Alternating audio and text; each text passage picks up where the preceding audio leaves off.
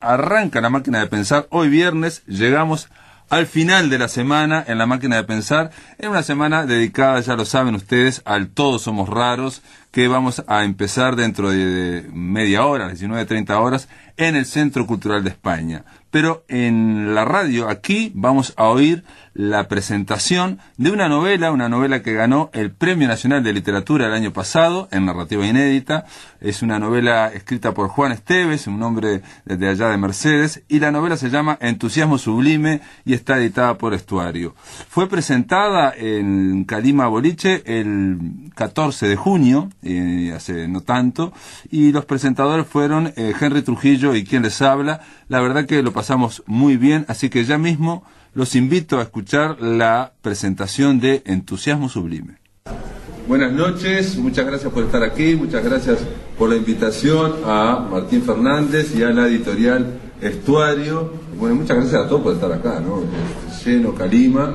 Simplemente, amigos, vamos a hablar de esta novela que se llama Entusiasmo Sublime y decirles a todos que arranca Henry con algunas disquisiciones, ahí con algunos pensamientos, y después vamos a tratar de charlar entre nosotros tres, sobre todo preguntarle a Juan Esteves cuánto de cierto hay en todo esto, porque en este libro, si hay algo que pasa, es que pasan muchísimas cosas.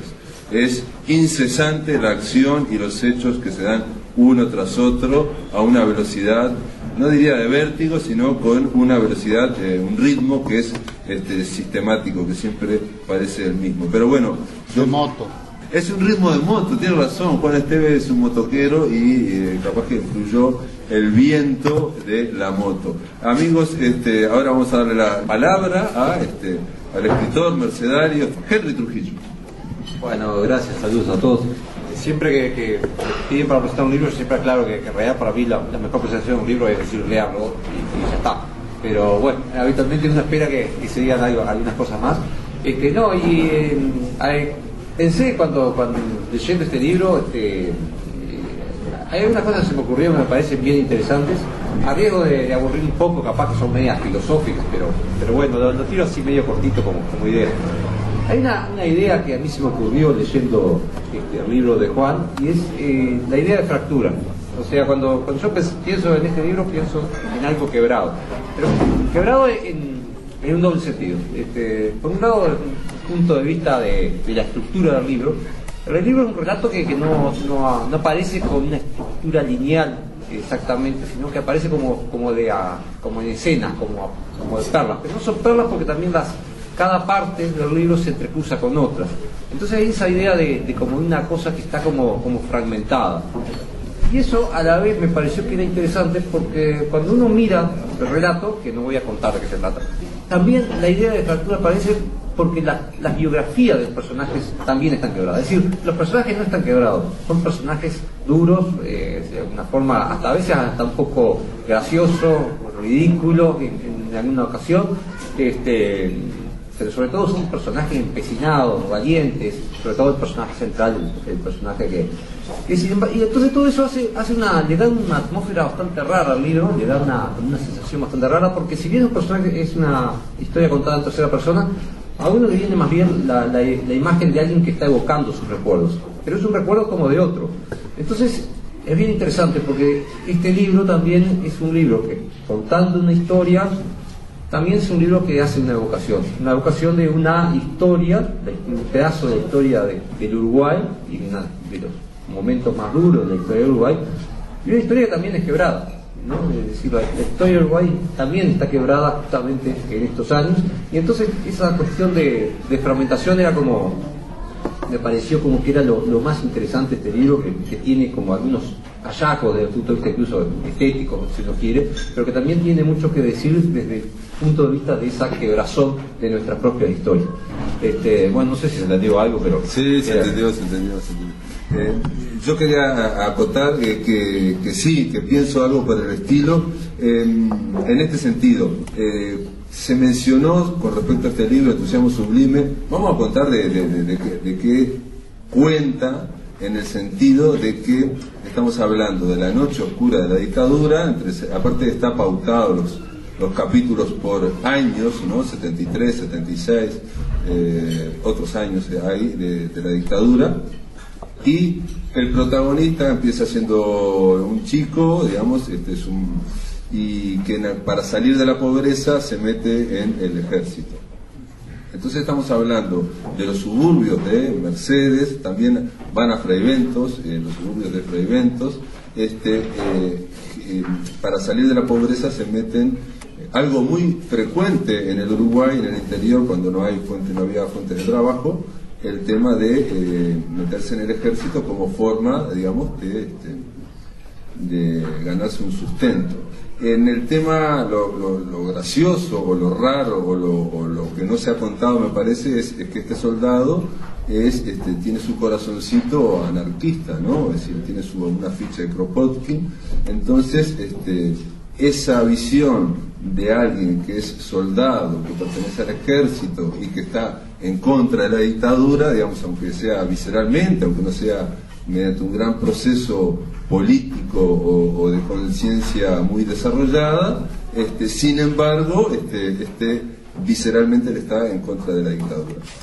Podemos seguir, y esto hay, insisto, hay una vocación y hay cientos de historias. Fueron muy sorprendentes las historias tanto del ejército como de la aviación, como de la escuela técnica de aviación, en fin, hay una serie de historias que es lo que hacen a este libro tan entretenido, digamos, o atractivo o incesante. A mí me llamó la atención, lo dije al principio, el ritmo. No es frecuente ver una prosa que tiene ese ritmo diferente y que lo sostiene hasta el final. Al final también hay un cierre, digamos, con todo el libro. Lo de la fractura, lo que dice Henry, se ha mencionado en este libro, que está vinculado a Mario Delgado Aparaín, a la balada de Johnny Sosa, y que está vinculado también de alguna forma a Gustavo Espinosa. ¿Por qué? Porque de alguna forma ellos cuentan lo que serían los suburbios del interior de la República, no el campo, no la ciudad, sino estamos hablando de la periferia, eso que es casi, digamos, casi campo y casi ciudad, digamos, y sobre todo en este caso específico, digamos, lo que serían las clases más humildes de esos suburbios.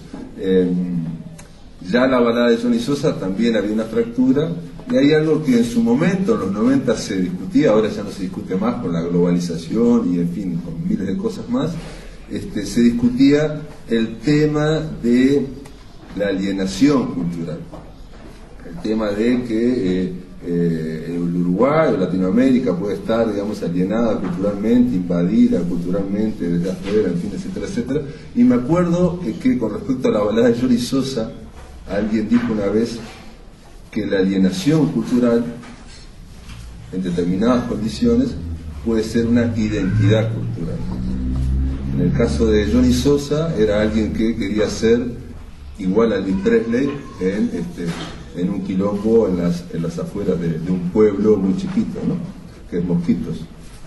En el caso de Gustavo Espinosa, en Carlota Podrida, hay alguien que en los suburbios de 33 ama con locura o se identifica con Charlotte Rampling y considera que la seña de identidad de su vida es Charlotte Rampling. Toda la vida ha vivido pensando y viviendo esa vida vicaria de Charlotte Rampling, cuando Charlotte Rampling sabe que está en el hemisferio norte y que jamás sabe de la existencia de Uruguay, mucho menos de 33, mucho menos de suburbio de 33.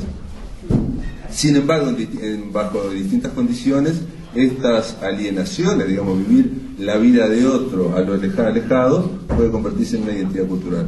En este caso, en Entusiasmo Sublime, una de las cosas de las identidades culturales de este muchacho es, por ejemplo, el rock, ¿no? Woodstock, ¿no? Se convierte en una especie de peregrinación ir a ver la película Woodstock, ¿no? Para tratar de resistir, de alguna forma resistir lo que podía ser el embate de esa dictadura, de ese ejército y de la cumbia, por ejemplo, no se habla muy mal contra la cumbia. En esto quiero decir que, siguiendo un poco la cuestión de la fractura, también está la resistencia a esa fractura. Pero esta es una forma de llegarle al libro. Hay, reitero, otras muchas, y por ejemplo yo elegiría más que nada también la de cómo está escrito, ¿no? La del ritmo, que me parece que es un ritmo casi poético, hipnótico, ¿no? Que va de alguna forma envolviendo al lector. Juan Esteves, yo no sé si vos todo esto que estamos diciendo estás de acuerdo, ¿qué te parece? ¿Tiene que ver con la fractura? ¿No tiene que ver? Bueno, lo del rock and roll empieza un poco antes de Bustos, ¿no? En la novela. El personaje ya estaba familiarizado con el rock. Comienza a familiarizarse estando en el ejército, porque lo de la película ya se había ido del ejército, ¿no? Pero sí, los que analizan son ustedes. Yo soy un poco de la idea de Henry, que bueno, que léanlo, ¿no? Así que bueno, sí, tiene información un poco por deformación profesional como periodista, que más o menos ha querido hacer las cosas con un cierto rigor. Traté de informarme para incluir verosimilitud al relato, ¿verdad? Pero a mí me parece que yo destacaría lo de la pobreza, ¿no? Que es un aspecto que no ha sido muy abordado. Sí, por ejemplo, por supuesto, y lo he dicho y lo reitero, que la atmósfera está inspirada, sí, en la balada de Johnny Sosa. Está inspirado en ese ambiente, y es un ambiente que no ha sido muy abordado, y la historia ha sido contada o desde la izquierda o desde la derecha, y la gente del medio y la gente pobre, que discrepo con la utilización del término humilde. Pobre. ¿Te parece un eufemismo? Sí, me parece que pobre no es exacto, porque humilde puede ser alguien que tiene dinero también. Claro. Y bueno, poner y visualizar a la pobreza, que también pudo resistir a su manera, con las armas que tenía, sin portar una ideología, sino por el afán de la libertad. Por eso el entusiasmo sublime por la libertad es que se llevaron adelante determinados actos, así sea de burla, y que la supiera nada más que el protagonista a la dictadura, ¿no? De sortear ciertos escollos que le imponían a la libertad de las personas, ya con eso alcanzaba. Y bueno, traté un poco de mostrar un poco eso, ¿no? Los héroes anónimos que también posibilitaron que la dictadura fuera cayendo, ¿no? Hubieron muchísimos aportes de gente que la peleó a su manera, y bueno, tenemos que estarle agradecidos. Y bueno, también escribí la novela, un poco que no iba a ser una novela, sino que iban a ser capítulos para que lo leyeran mis hijos. Así que mi interés fundamental es que si pudiera llegarle a los jóvenes, me encantaría. Yo ahí estaría por hecho. Así que, digo, lo escribiste no como novela, sino como estampas, digamos, de determinados recuerdos, que es lo que parece acá también, ¿no? O sea, incesantemente están escritos recuerdos donde van uno atrás de otro activándose. Ahora, los pobres que vos aparecen en este libro, no todos tampoco están contra la dictadura, ¿no? No. Henry Trujillo escribió Ojos de Caballo, precisamente, que transcurre en Mercedes en 1980, ¿no? 80, 81, y sin embargo, una de las condiciones era que hablar de gente pobre, no tan pobre me parece, pero que prácticamente no se entera que hay dictadura o lo ve de costado, digamos. Sí, el caso de Ojo de Caballo también es como una cuestión capaz de un poco diferente, porque también es un personaje que también han hecho una opción también de una búsqueda individualista, digamos, de sobrevivir, pero de una forma bastante egoísta, no son personajes entrañables. Capaz que ahí la diferencia, porque estos personajes de la novela de Juan son personajes que uno le adquiere como un respeto, ¿no? una de las cosas interesantes del libro, por ejemplo, es que habla de los maoístas de Mercedes. Claro. ¿Los qué, perdón? Los maoístas. Yo no sé, habría que sacar las cuentas, pero no sé si Mercedes en algún momento no fue la capital occidental del maoísmo, porque eran 5 maoístas en 50.000 personas, en 30.000 personas, sacando la cuenta. Después de París debía de ser el lugar donde había más maoístas por habitar, en relación a la población, ¿no?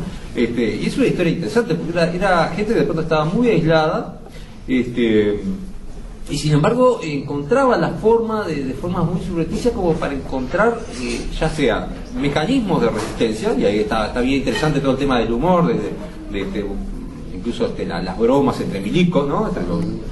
Los milicos cuando se ríen de los tenientes, de los coroneles, todo eso también es una forma de resistencia, de socavamiento, por lo menos de poner distancia, ¿no? Pero también otra gente que buscaba como encontrar algún soporte ideológico que tuviera, bueno, de donde saliera. Y uno de los personajes que ahora me acaba de contar Juan, que resulta que es real y que además es casi pariente mío, que yo sabía que era maoísta, pero no sabía la anécdota, se vuelve maoísta leyendo las selecciones de Rieder Lichten, ¿no? Y claro, eso parece, dice que es fantasía, sin embargo, él me contaba que era así, la verdad. Bueno, pero ese tipo de cosas... Algo habrán hecho, dicen, ¿no? Claro. Si los critican tanto. Sí, encontrarse gente con el afiche de Kropotkin en un garaje, era un taller de escoba. Un taller, pero muestra cómo la cuestión de la discusión, del debate ideológico no es privativo de los intelectuales en el sentido más clásico de aquellos que han pasado por la universidad, sino que en realidad es una preocupación de todo el mundo y que se activa en todas las circunstancias históricas. Eso me parece un hallazgo bien importante. En el aire de Radio Uruguay, La Máquina de Pensar. Aquí en La Máquina de Pensar continuamos escuchando la presentación de esta novela llamada Entusiasmo Sublime. Estamos hablando Juan Esteves, su autor, Henry Trujillo y quien les habla.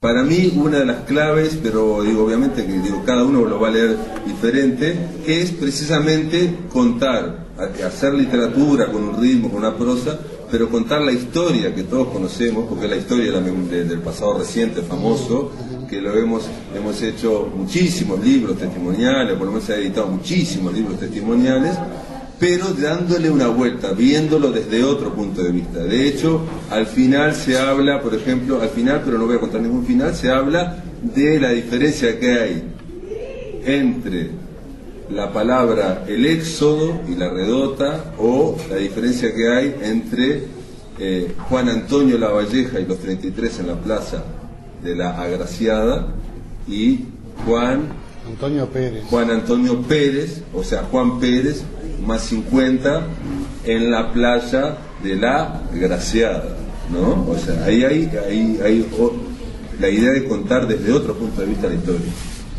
Sí, en ese sentido es rupturista también, y en homenaje a la verdad, porque nos han falseado la historia también, y esos son hechos incontestables. La Valleja se llamaba Juan Antonio Pérez de la Valleja, ¿no? Que queda más aristocrático. Sí.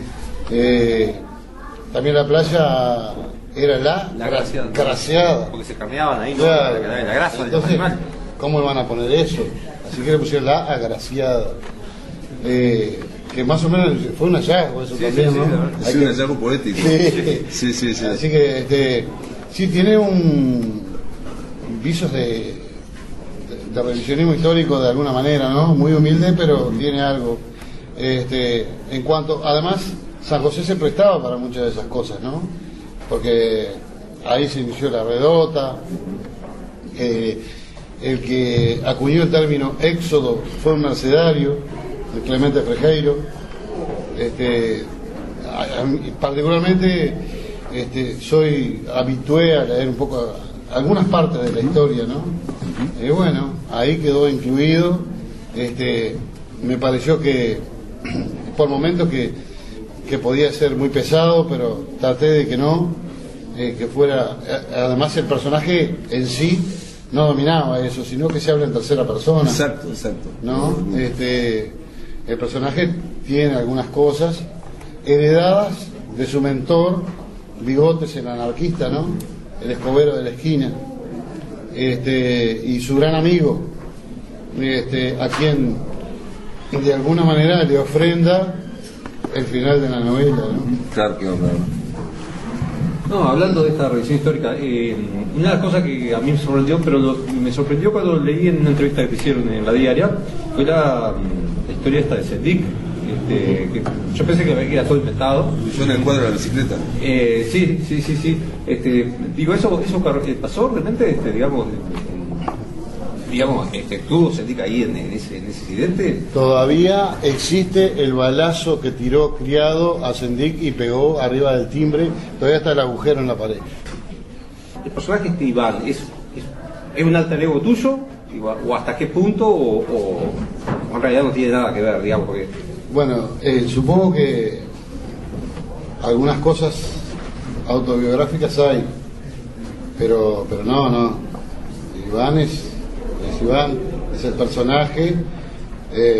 No podría haber pasado por tantas cosas yo, así que pero no, sí tiene algunos giros, así como los dibujantes se dibujan a sí mismos, a veces quienes escriben también escriben sobre sí mismos. Pero no, él es independiente, tiene su propia vida y ha pasado por las cosas que pasó. De pronto me ha venido inspiración de algunas otras personas, sumatoria de personas y de hechos, pero no es mi alter ego.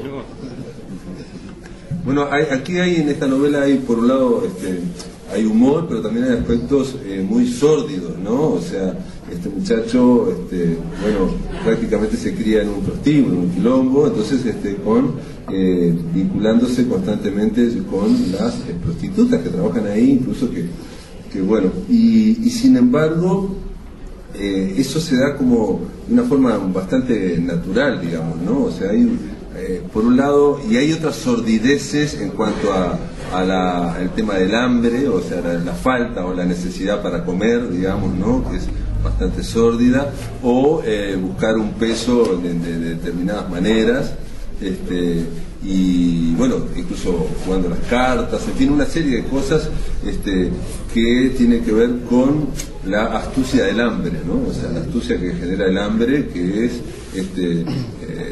Iván no puede ver una salida a todo esto, ¿no? Y de hecho, y eso es lo que me parece también de las cosas más importantes de la novela, yo por lo menos no había leído otra así, en el sentido que la salida que finalmente encuentra es enrolarse en el ejército, y ahí vamos al universo del ejército, vamos a lo que es la tropa, vamos a lo que es la oficialidad, vamos a lo que ocurría en ese corpus que se le llama ejército o fuerzas aéreas, y que generalmente todos, o por lo menos a mí me parece que todos, yo por lo menos voy a generalizar, pensamos dictadura, ejército, es todo una sola cosa, y es todo igual, ¿no? Y aquí se nota por dentro que es un universo complejo, contradictorio, con muchas idas y venidas, con chantajes, entre los suboficiales y los oficiales y las tropas. Por ejemplo, yo había leído en su momento, esto es un detalle mío, ¿no?, de que a diferencia de Argentina, en Uruguay la represión, digamos, o la tortura estuvo en manos de oficiales, y siempre se apartó a la tropa porque no se la consideraba confiable, o sea, los oficiales uruguayos, ¿no? Entonces, y en Argentina no pasaba eso, en Argentina la tropa, pero sin embargo aquí en un momento la tropa, bueno, ve pasar los encapuchados, y algunos se ríen, en fin, una serie de cosas, y Iván también participa de alguna forma, sufriendo, pero participa de todo eso, digo. ¿Cómo hiciste, te pregunto, y ahí es una pregunta, para saber y conocer todos esos matices que tienen que ver? Alguien dijo una vez que el partero del arte, o sea, para hacer arte es necesario, para cualquier tipo de arte, es el detalle. Y aquí hay un nivel de detalle muy importante, hay muchos detalles. ¿Cómo hiciste para saber eso? Bueno, me he informado. Casualmente en la villa vive... Villa Soriano. Sí, en Villa Soriano vive un expreso político y al lado de la casa de él vive un militar jubilado que en su momento fue carcelero del otro. Y por la vía de los hechos, ellos se reconciliaron, salen a pescar juntos, conviven en el boliche y hemos tenido charlas. Así que me he informado y bueno, he sido lo suficientemente curioso como para captar detalles. Pero también yo estuve trabajando en Palmar, en la construcción de la represa, estuve también trabajando en el boom de la construcción en Punta del Este a principios de los 80, y ahí había militares que se jubilaban temprano para hacer la buena plata y hablaban, era como casi como que si estuvieran en el cuartel todavía, y seguían hablando de esas cosas, y yo prestaba atención y me fueron quedando, pero cosas muy fuertes también, que lo tomaban con naturalidad. Esa era su vida y creían que era correcto. Algunos, bueno, trataban de que no se lo arrastraran, no participa, que yo sepa, ninguno me habló de que participaba directamente de las torturas, sí, los oficiales, pero sabían lo que hacían. Algunos hacían la vista gorda porque no tenían más remedio, porque era su sustento. Lo que hay que comprender es que esa gente entra al ejército por el sueldo. Claro. Y eso, si tienen una familia, además en aquella época a la familia de los soldados se les daba carne, se les daba comida, inclusive, ¿no? Iban al cuartel a buscar la comida, la ollita con la comida. Entonces no podían perder eso. Así que bueno, ¿qué van a hacer? De alguna manera también algunos justificaban eso, otros sentían pena por lo que estaba sucediendo, pero bueno, el fatalismo del pobre lo llevaba a tener que aceptarlo a eso, ¿no? Bueno, es obvio que esto es una novela, que es literatura, que se está haciendo en torno a que tiene que ver, por eso yo planteaba desde el principio el ritmo de la prosa, ese ritmo como incesante, y incluso el título tiene que ver con el himno nacional, el entusiasmo sublime inflamó, y con el verbo inflamar, ¿no? El verbo inflamar también puede ser explosivo. De todas formas, lo que me gustaría agregar de todo este universo militar que está en este libro es que la mirada, por lo menos para mí, no es condenatoria, se dedica a ir describiendo actitudes que uno no conocía o no conoce de esa interna de ese universo militar, porque incluso hasta nosotros la palabra milico la asociamos a militares y policías, todos juntos, o sea, todo es un bloque y todo es un bloque homogéneo.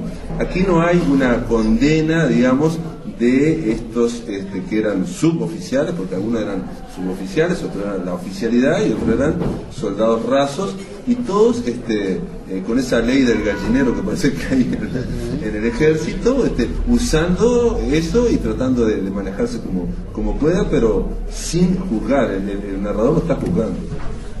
Lo voy a resumir.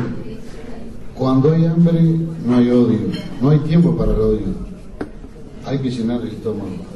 Y cuando hay que sobrevivir, tampoco hay tiempo para el odio, porque el odio puede llevar a que uno tome determinaciones impensadas, irracionales, que al final se termina perdiendo.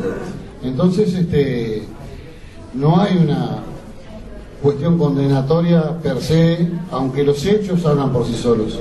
Sí, ¿no? Y corresponde al lector condenarlo, ¿no? Pero sí se describen situaciones que son condenables. Sin embargo, en la narración no se toma ese partido, ¿no? Se deja que los matices hagan que el lector tome partido, ¿no? Un poco es esa idea. Sí, igual, pero es interesante que es sobrevivir, pero no a cualquier precio, ¿no? Porque tienen, por lo menos, ese grupo de personajes de los cuales sale Iván, esos anarquistas, esos maoístas. Hay una cuestión de un espíritu ahí de resistencia, a veces media torpe si se quiere, pero también en las condiciones que estaba, que es bien notable, ¿no? Y el personaje mismo es como, de hecho, digo, después los que la lean lo van a ver por sí mismos, pero es interesante porque la ficha de Kropotkin no es simplemente una anécdota, también hace una especie de representación de de algo que tiene el personaje se lleva consigo. De hecho, atraviesa toda la novela. Eso me parece que es una idea bien interesante. No, y yo quería destacar también que la novela tiene un epígrafo que es un poema de un gran poeta y artista plástico mercedario, que es Juan Antonio Correa, que termina diciendo: palabra en el polvo. Léelo todo, si querés. Claro, leo todo, bueno. Sí, la verdad que se lo merece porque realmente es una... Nos han roto la curvatura y los dígitos, el fondo, la esfera, la amapola del vientre, los gritos que atraen y que florecen en pezones. Pero el dolor no nos rompe, el olor es un papel en blanco. Crimen, dicen las sombras y las cenizas del sur, y el papel se estremece en una feroz sonada.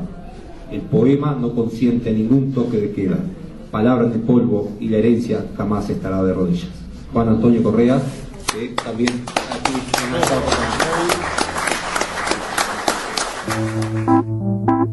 En el aire de Radio Uruguay, La Máquina de Pensar.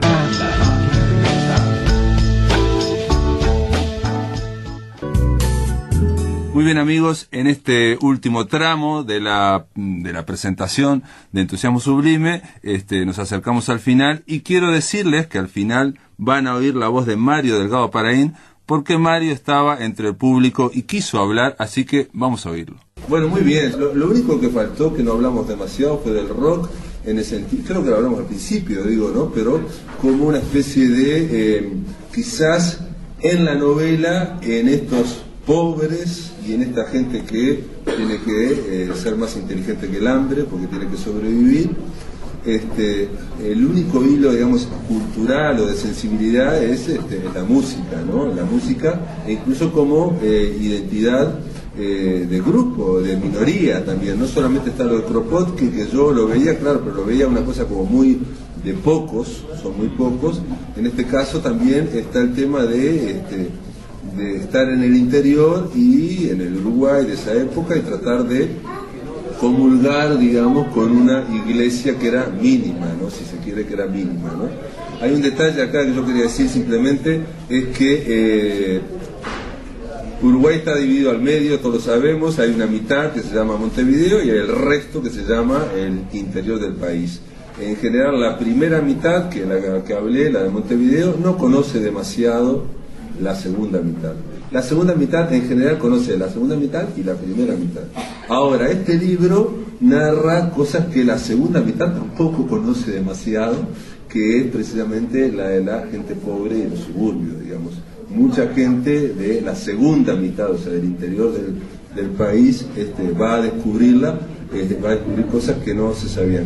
Reitero que la historia siempre es una generalización y siempre se tiene que hacer un máximo común denominador, no sé cómo se dice, algo así, no sé, ¿no? Algo parecido, pero en este caso lo que se hace es enriquecer, me parece a mí, más allá de lo literario, ese relato histórico con nuevas visiones del interior, ¿no? Del interior del país.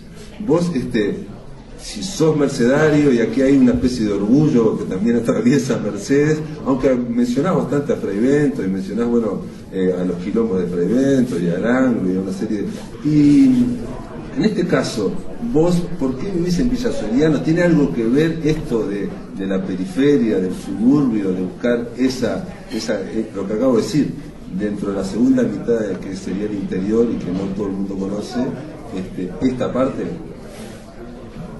Bueno, lo de ir a vivir a Villa Soriano es una larga historia.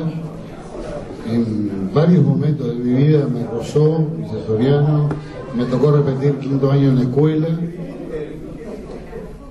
me hizo repetir una maestra que al año siguiente, cuando estaba cursando 5º con una maestra que se había recibido hacía poco y era de Villa Soriano, la jubilaron porque estaba loca, o sea que me comí un garrón un año.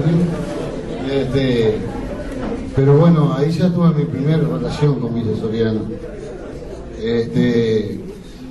Después, en el 83, el 25 de agosto del 83, había un paro cívico nacional que decía no salgan, no compren, ¿no? Como una protesta para la dictadura. Y con una chica que andábamos en conversaciones, salimos en moto hacia Villa Soriano, para no estar en Mercedes, para no andar en la vuelta. Así que también ahí fue cuando nos pusimos de novio en Villa Soriano. Varias cosas, trabajé en Palmar con gente de Villa Soriano, y después fui conociendo, fui visitando Villa Soriano, fui conociendo, y preferí ir a ese lugar donde había virginidad en muchos aspectos, había una pobreza digna de sobrevivientes. La gente de Villa Soriano es sobreviviente. El país tendría que agradecerle a Villa Soriano que esa gente se haya quedado preservando lo histórico que tiene esa villa. Han habido mejoras, han habido avances, se necesitan más cosas, pero yo me instalé, me quedé ahí y ahí van a quedar mis huesos. Es como un barrio como el que yo me crié, pero más grande, donde nos conocemos todos. Esa a la antigua, las puertas quedan sin llave, las motos quedan y las bicicletas en la calle. Es una rinconada, no queda de pasada, así que eso cierta seguridad también da. Y es una vida muy pacífica, muy bucólica. A mí me gusta eso. Si quiero ruido, subo a la moto y me voy. Así que la razón de estar viviendo en Villa Soriano es Villa Soriano. No hay razón literaria, muy bien, muy bien. Yo quería leer simplemente, te hablé un poco del rock antes, porque hay una parte donde dice: cumplía con el ritual de escuchar Born to Be Wild de Stephen Wolf, tomando mates y viendo colgado en la pared de enfrente, a los pies de la cama, el afiche de promoción de la película Busco mi destino, en el que se ven a Hooper y Fonda montados en su Harley Davidson, cruzando un puente de hierro de vigas sujetas por bulones. Ahí continúa esa cuestión de recuerdos una y otra vez. Ahí hay algo tuyo también, vos sos motoquero y también tiene que ver, por algo mezclaste o combinaste, digamos, en este pobre, que es este muchacho que va creciendo. Esto también podría ser esta novela, lo que se llama una novela de formación. O sea, como un muchacho adolescente arranca y ve el mundo y cómo choca con el mundo y se tropieza varias veces hasta que logra encaminarse. La inclusión del rock de alguna manera también tiene que ver con una idea de subvertir el orden. El militar era cumbia, escuchar rock and roll era subversivo, y él dio con un grupo de soldados, o mejor dicho, un soldado con un grupo de amigos que escuchaban rock and roll y que inclusive lo traducían. Sí. Así que bueno, se prendió de esa, le pareció primero que le gustó, y bueno, y a medida que crecía la complicidad, crecía también su gusto por esa música. Así que bueno, y era una posibilidad más de burlarse de la dictadura, ¿no? Son pequeñas cosas que suman, que lo hacen poner en una posición de resistencia y de no me van a arrastrar. Así que pero tenía que simularlo porque, ¿no?, prestaba servicio y no se podía saber eso. Así que era una complicidad que tenía con ese otro soldado, que inclusive cuando queda preso en un calabozo, recibe libros, una radio, pero recibe los 2 dedos en B de ese amigo que pasa por la banderola, ¿no? Eso hacer en un cuartel, supongo yo que sería una cosa totalmente desatinada, ¿no? Pero sin embargo se da ese gesto también. Eso también es un gesto de heroicidad anónima, de gente que hizo cosas pequeñas, pero eran señales de resistencia. Que no todo es blanco y negro, que no todo quedó de un solo lado la resistencia, sino que quien pudo resistió. No, hay distintas cosas ahí que están bien ricas. Había una cuestión que también tocamos como muy a la pasada, es el tema de los contextos, ¿no? Porque Pablo hablaba ahí de la historia del personaje naciendo en un prostíbulo, después también hay un momento que trabaja en un circo. Hay toda una serie de robo de un avión. en realidad era otro personaje Sí, que cuenta era- que otro personaje había robado un avión, que no sé si pasó algo de eso alguna vez. Pasó y si todo funciona bien, lo estará acompañando a Mario Delgado en la Feria del Libro en octubre, el protagonista de la... del robo del avión, que se llama El Perro Higiénico. Así que Sí, que sí, por lo que contaron, la verdad, se robó un avión del aeródromo militar y se fue a Buenos Aires. Y se quedó, y no lo devolvieron. Bueno, esas cosas que la verdad que uno no se puede ni creer. No, y la otra cuestión, ahí también interesante, que en un momento dado el personaje va a Buenos Aires y hay una cuestión de discriminación hacia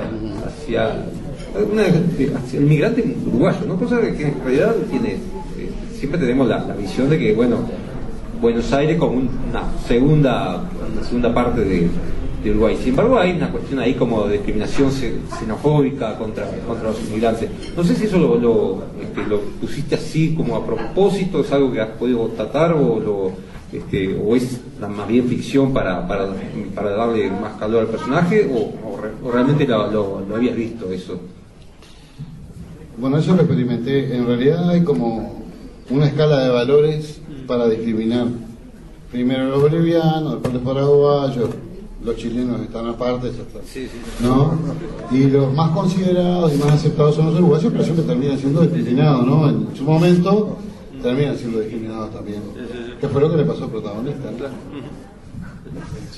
Para terminar, yo quería terminar con el rock y porque está Leo Lagos ahí, me acordé también de un detalle, que es algo que puede ser contradictorio o no. Vos ponés el rock como algo como una línea salvadora, digamos, espiritual, cultural, como una seña de identidad cultural, cuando en esa misma época, para mucha...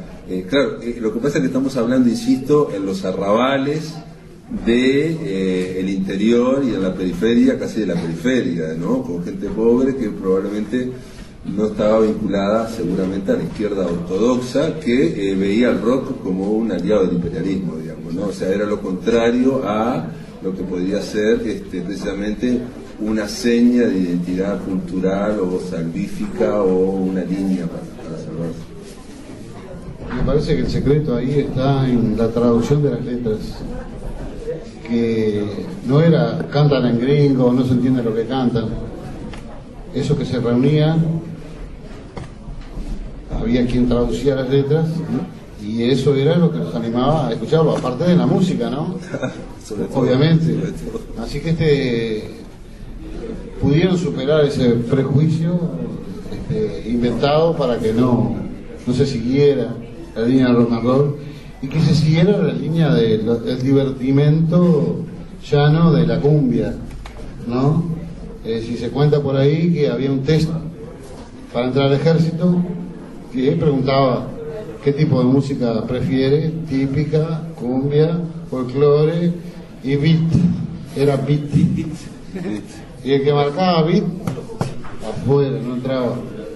Tango, ¿qué tango? Folclore, ¿qué folclore? Y cumbia, pasa. ¿No? Eso existió. Así que bueno, es un poco referirse a eso también. Es una ridiculez, pero que se tomaban en serio, ¿no? Vaya a ver quién nos ayudó a eso. No me tiembla el pulso a la hora de decir que Entusiasmo Sublime es una de las mejores novelas que he leído de las últimas décadas. Y cuando la leí, me dije, al fin. Hay un montón de cosas, un montón de detalles, pequeñas historias, grandes historias, con las cuales me siento muy identificado y representado, ¿no? El personaje de Iván, para mí, opera como una doble fuente en la novela, una fuente de reflexión y una fuente de creación, ¿no? De ese personaje salen muchos personajes, pero también de ese personaje surgen los elementos para tratar de armar un complejísimo puzzle de la época contemporánea y sobre todo de aquella fase de la época contemporánea. Pero un pueblo como el que está pintado en Entusiasmo Sublime es un pueblo emblemático de la Guerra Fría, de cómo esa Guerra Fría que había partido el mundo entero en dos, con dos botones rojos, uno en Moscú y el otro en Washington, se digería a 15.000 kilómetros de distancia de una forma insospechada, ¿no? Acá me encantó que distinguieras entre los humildes y los pobres. Hay cosas muy hermosas en esto, ¿no? El lector de Kropotkin, que era un príncipe Kropotkin, ¿no? Un príncipe que escribió un libro que estaba en todos los pueblos, en las bibliotecas populares, estaba el apoyo mutuo entre las hormigas, el apoyo mutuo entre las abejas, etc. Y era como insinuar un ordenamiento animal desde lo más primitivo a lo más complejo, ¿no? Eso por un lado. Por el otro lado, entender que en la pobreza hay una cultura, existe una cultura. Y yo recuerdo a dos autores, una era mi vieja, que nos recriminaba cuando nos quejábamos de lo que nos faltaba. Y ella decía que, ojo, se puede vivir en la miseria sin volverse miserable. Y acá hay un homenaje a esa cultura de la pobreza de la que muy bien pintó Oscar Luis en Los hijos de Sánchez, y que calificó de cultura a la pobreza de aquellos mexicanos que también protagonizó Anthony Quinn en Los hijos de Sánchez, ¿no? Y los personajes de Juan hacen un verdadero rescate, toda una operación de rescate de aquellas pequeñas historias que son un canto a la India, ¿no? Sí, obviamente hay un mestizaje entre la maldad y la bondad, ¿no? Hay una perpetua contradicción caminando desde los quilombos hasta la plaza del pueblo, y sin embargo ahí subyace el amor al prójimo, un deseo infernal de salvarse, sea milico, sea bolichero, sea fabricante de escoba, ¿no? Eso me parece hermoso. Y todo eso compone lo que una novela que se precie tiene que tener, ¿no? Una atmósfera sólida que sea respirable por el lector, ¿no? Entonces, creo que estamos frente a una obra de arte construida en serio, y vuelvo a insistir, con Las arañas de Marte y Entusiasmo Sublime me he dado el gustazo de entrar otra vez en mi mundo, ¿no? Y eso me hace reforzar aquel dicho de que la vejez, en nuestro caso, no existe, es nada más que son varias juventudes acumuladas. La mejor de la suerte. Esto es todo, amigos. Espero que lo hayan pasado muy bien y espero que el lunes a partir de las 19 horas nos reencontremos aquí en este espacio llamado Radio Uruguay y llamado La Máquina de Pensar. Que lo pasen muy, pero muy bien.